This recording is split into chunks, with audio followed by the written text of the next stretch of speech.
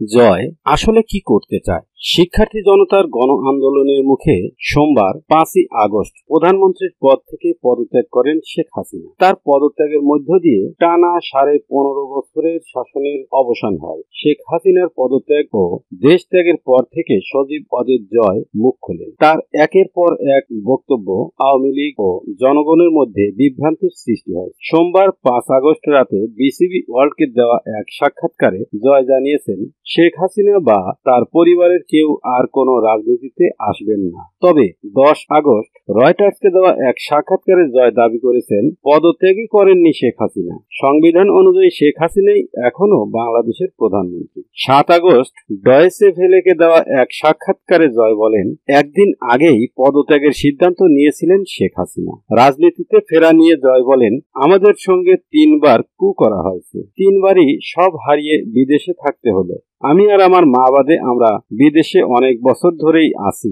আমরা এখানে সেটেল, আমাদের এখানে জীবনে কোনো অসুবিধা নেই, আমরা এখানে থাকতে অভ্যস্ত।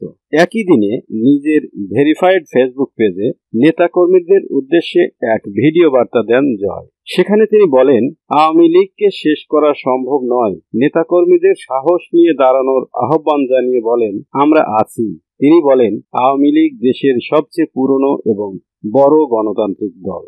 আওয়ামী লীগ কিন্তু মরে যায়নি। আওয়ামী লীগ এই দেশকে স্বাধীন করেছে। আওয়ামী লীগকে শেষ করা সম্ভব নয়। 8 আগস্ট ভারতীয় বার্তা সংস্থা পিটিআইকে দেওয়া এক সাক্ষাৎকারে নিজের অবস্থান পরিবর্তন করেন জয়। শেখ হাসিনা আর দেশে ফিরবেন না।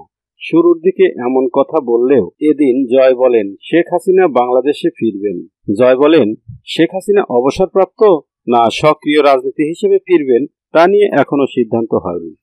শেখ হাসিনার দেশে ফেরা নিয়ে নিজের অবস্থান পরিবর্তনের কারণ হিসেবে জয় বলেন, গত কয়েকদিন আমাদের দলের নেতা ও কর্মীদের উপর হামলার পর অনেক কিছুই পাল্টে গেছে। এখন আমরা আমাদের মানুষের নিরাপত্তার জন্য যা যা প্রয়োজন তা করব।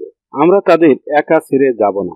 একই দিন বিবিসিকে দেওয়া সাক্ষাৎকারে জয় বলেন, কোটা আন্দোলন যে সরকার উৎখাতের দিকে গড়াবে সেটি তারা কেউ ধারণা করতে পারেনি। শুক্রবার 9 আগস্ট ভারতীয় সংবাদ মাধ্যম ইউএন নিউজকে দেওয়া এক সাক্ষাৎকারে জয় জানিয়েছেন, তার মা আওয়ামী লীগের হাল ধরেছেন এবং অনেক নেতার সঙ্গে যোগাযোগ রাখছেন। একই দিন টাইমস অব ইন্ডিয়াকে জয় বলেন, শেখ হাসিনা ভারতে অবস্থান করছেন। অন্তর্বর্তী সরকার নির্বাচনের সিদ্ধান্ত নিলে তিনি বাংলাদেশে ফিরবেন।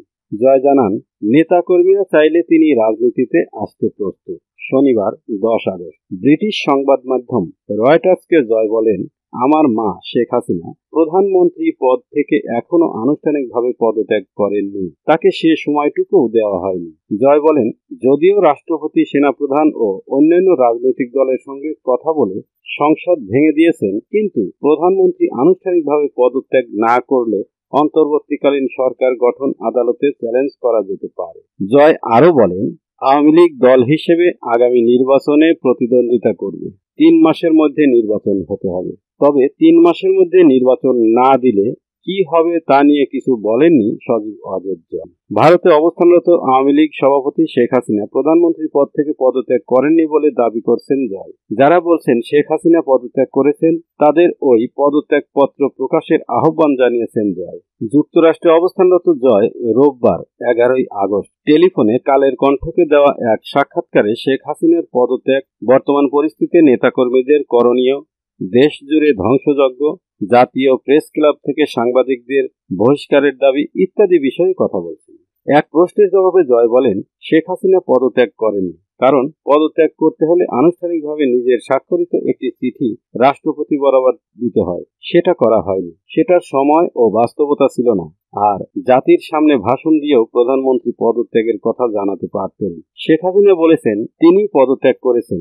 ভারতের একটি মিডিয়া প্রকাশ করেছে এ প্রশ্নের জবাবে জয় বলেন, এটি পুরোপুরি মিথ্যা ও বানোয়াট। গত 5 আগস্ট থেকে এ পর্যন্ত আমার মা কোনো বিবৃতি দেননি। যারা এটা বলছে তারা সত্য বলছে না। অন্তর্বর্তীকালীন সরকারের স্বরাষ্ট্র উপদেষ্টা আওয়ামী লীগকে নিয়ে দেওয়া বক্তব্য এবং তাকে বৈষম্য বিরোধী ছাত্র আন্দোলনের কথা বলেন জয়। মঙ্গলবার 13 আগস্ট ফেসবুক ও এক্স হ্যান্ডেলে নিজের ভেরিফাইড পেজে সজীব অজিত জয় লিখেছেন, আজ স্বরাষ্ট্র উপদেষ্টা আওয়ামী লীগকে বাংলাদেশের একটি বড় দল হিসেবে পুনরায় সংগঠিত হতে বললেন। একই সঙ্গে এ দেশের স্বাধীনতা ও আওয়ামী লীগের হাত ধরেই এসেছে সেটাও উল্লেখ করলেন। তিনি আরও লিখেছেন, তার এই সৎ পরামর্শ কোনোভাবেই মেনে নিতে পারল না সেই একই মব। উল্টো তারা স্বরাষ্ট্র উপদেষ্টাকে আমার মায়ের মতোই পরিণতি ভোগ করতে হবে বলে হুমকিও দিল।